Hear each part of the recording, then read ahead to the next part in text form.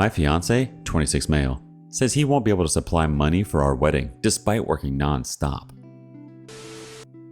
I, 26 female, got engaged to Rick almost 5 months ago. We dated a year prior to that. Amount of money may confuse you because we live in another country, but I'll refer to it as dollars to keep it simple. We are both dentists and our average income monthly is $10,000. It changes from time to time. This is relevant to what I'm about to tell. When we first started dating, Rick expressed that he was going to help his older brother, Dan, 27 male, financially to get married since Dan financed Rick partially through his education. Even though Dan and his wife decided to get married after us, we waited until they got engaged to start our marriage process. Rick did everything he could during their marriage. He worked very hard and made around $250,000 for 2 years and gave every penny to his parents to help Dan's expenses. Dan also works and made the same amount by himself during this. When I stated that we would need money for our ceremony and home, etc., Rick claimed that his parents would save the money he earned for us too. I didn't think this was likely and encouraged him to save some money by himself, which he didn't. After Dan and his wife got married, I noticed that Rick was still handling money to his parents. We work in the same company so I can check how much he makes and vice versa. I once again asked him not to do that since we need to rent an apartment and start buying furniture and such. He said it was okay and his parents were saving his money for us. Around 5 months until our marriage and 3 months into Dan's, they were doing okay financially since Rick paid for everything and started considering buying a house. Rick's parents wanted to talk to me. They said they had no money to help us whatsoever. Reason given was Dan's wedding expenses, which was not an expensive ceremony at all. It was quite cheap to be honest because of the pandemic. I know that wedding costs around $100,000 tops and don't know where there's the rest of the money. Maybe Dan is planning to buy a house with it, I don't know. Rick and Dan and their father made a total of $600,000 in 2 years and didn't spend much for anything other than Dan's wedding and father's car, $80,000. Rick says we need to borrow money or get a loan to pay for 2 to 3 years after we get married, which I refused and once again requested him to get the money he earned from his parents. But he says that money is gone for good and we need to look ahead. I feel stuck and stressed at the moment. I earned as much as Rick did and will pay for my share of the wedding and goods, unlike Dan's sister-in-law who didn't pay for anything at all, which will cost us around the same as Dan's, $120K tops. So we'll share 60-60. But he says he doesn't know where to get $60K and says he needs to work too hard for 3 months until our marriage. But that's what he was doing all this time. And 3 months payment isn't enough for a wedding, which I doubt he would give it to his parents anyway. I feel hopeless for our future and feel deceived, which makes me depressed.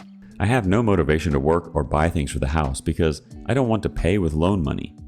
Wow, this is too long to read and too many numbers. Let's see what the community thinks. SRez starts us off.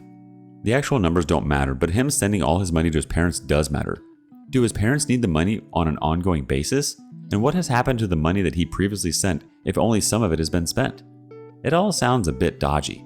He's told you one thing and something different has happened, but with no real explanation and he's trying to brush it off. If you're going to get married, you can't have secrets, and what's to stop him still sending money? You need to sit down, get a full explanation, and make some decisions together.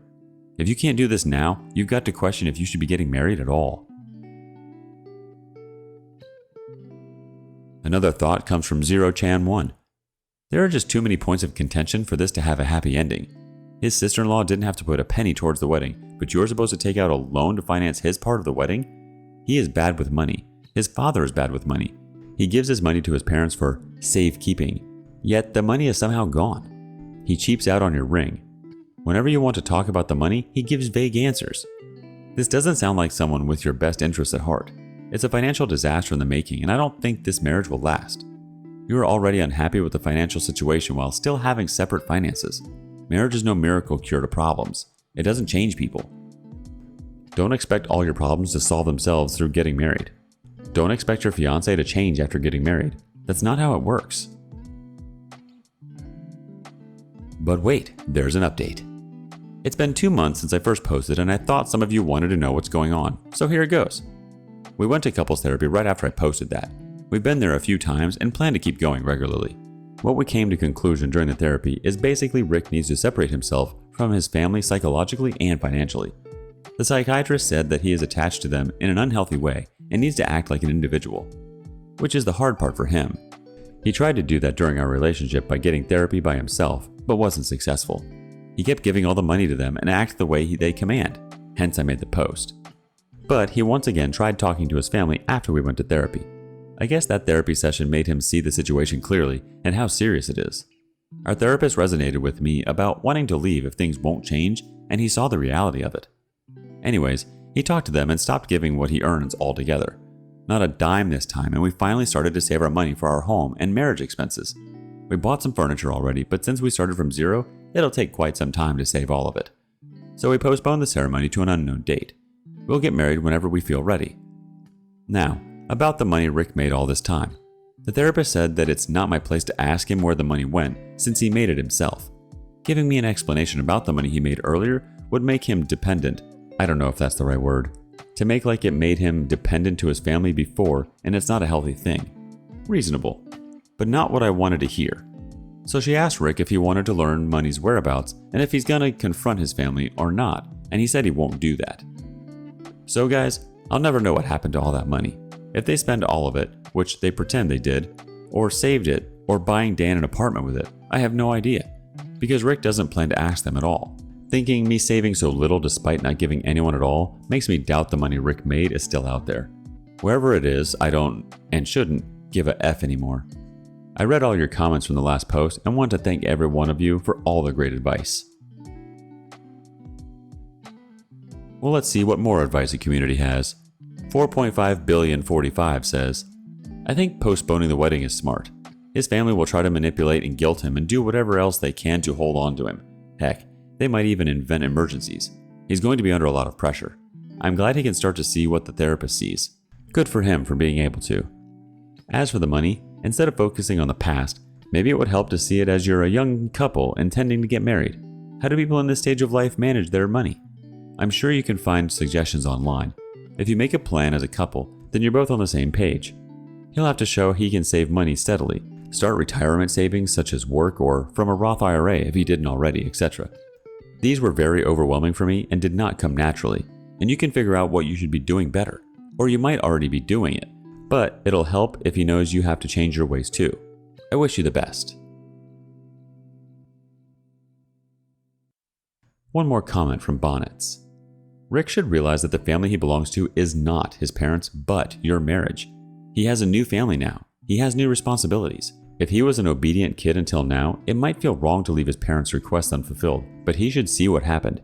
He did whatever his parents wanted him to do. He gave them all his money and trusted them, but his parents left him like this. It was the perfect decision to go to therapy. One cannot easily accept that his family disappointed him. Without therapy, Rick would create some reasons to defend his family and his own ego. Now therapy will help him overcoming these familial complexes. Don't expect this process to be fast. It may take years because these complexes were built deep since his childhood. They can relapse. He may find himself serving for his parents again. In every relapse, he should remember why he doesn't want to be his parents' server.